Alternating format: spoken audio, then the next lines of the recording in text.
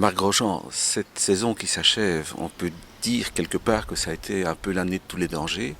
Et je dirais que le premier défi important, c'était la conquête du Stade Roi-Baudouin. Oui, c'était pas évident, et certainement pas aussi évident que ce qu'il en a paru durant la saison, pour tout le monde. D'abord, nos supporters venir au stade Roi-Baudouin, c'était pas leur premier choix, et sportivement non plus, parce que c'est un contexte de travail totalement différent du Parc du Den, et il fallait s'y adapter, chose qui a été bien faite malgré tout. On a connu des hauts et des bas, des fortunes diverses dans les arrivées de nouveaux joueurs. Euh, Finalement, ça a été dur à gérer. Non, parce que je l'ai toujours dit et je le pense sincèrement, j'ai eu la chance de travailler durant ces 2 saisons avec un groupe de joueurs extraordinaires. La force de l'union, c'était certainement l'union du groupe. Beaucoup de solidarité, beaucoup de qualité de vie au quotidien, ça a toujours été très très bien. Bien sûr, il y a de temps en temps des garçons plus déçus que d'autres, mais ça fait partie d'un travail normal d'entraîneur. Et ici, tout s'est toujours passé dans la correction basique et élémentaire, donc il n'y a pas de problème. Concernant le futur proche, il y a des rumeurs qui ont circulé à votre sujet quant à un éventuel départ, voire même vers le standard. Alors est-ce que vous pouvez rassurer les supporters? Ben, écoutez, je suis très content que vous me posiez la question parce que je crois que vous êtes la première personne à me la poser. Et Dieu sait s'il y a eu pas mal de conférences de presse durant ce play-off. Donc je n'ai jamais eu l'occasion de démentir puisqu'on ne m'a jamais posé la question. Il est clair, si j'en crois tout ce qui a été dit et lu dans la presse, que mon nom a été cité dans notamment le Standard. On a aussi parlé de Charleroi à un moment donné, on a aussi parlé de Beveren. Donc c'est une réalité contre laquelle je ne peux rien faire. La seule chose que je puis dire, c'est que personnellement, je n'ai jamais eu de contact et ni la personne qui représente mes intérêts. Donc il y a eu des rumeurs.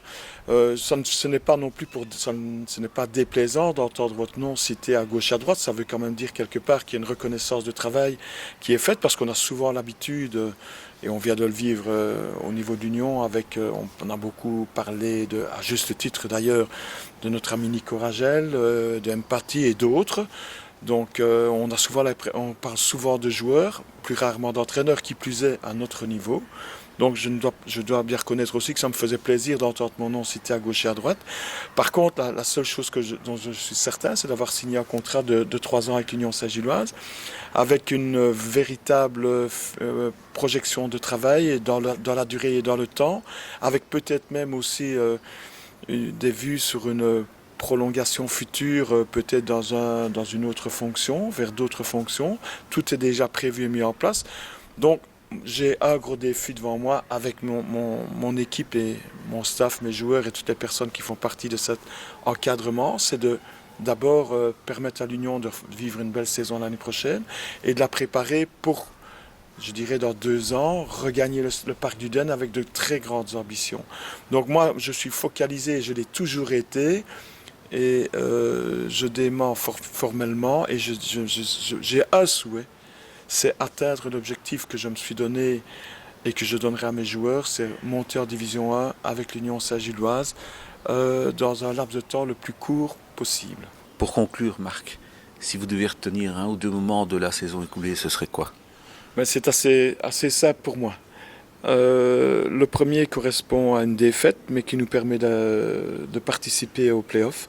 C'est notre défaite à Louvain, hein. Mhm. C'est un moment où on sent vraiment une chape de béton qui vous tombe des épaules parce que ça nous permet d'éviter de jouer le playoff et on sait la galère que ça peut représenter et le danger que ça représente pour le Que ça a club. été d'ailleurs.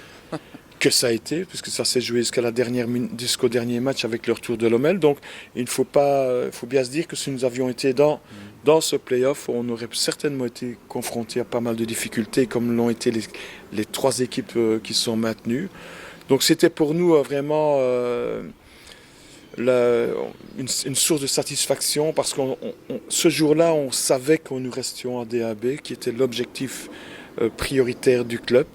Et je dirais le deuxième moment pour moi fort de la saison, c'est ce match contre le Standard. Je crois que c'était, comme pour tout le club, un moment unique, historique.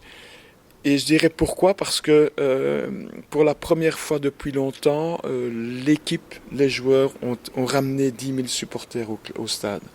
Donc quand on voit ce jour-là le public, l'ambiance, indépendamment de la qualité de la prestation qui était top niveau, mais ça vous laisse deviner le potentiel énorme du club et ça vous permet de croire encore plus en l'avenir et ça vous permet encore d'estimer, je pense, que l'Union a sa place en Division 1.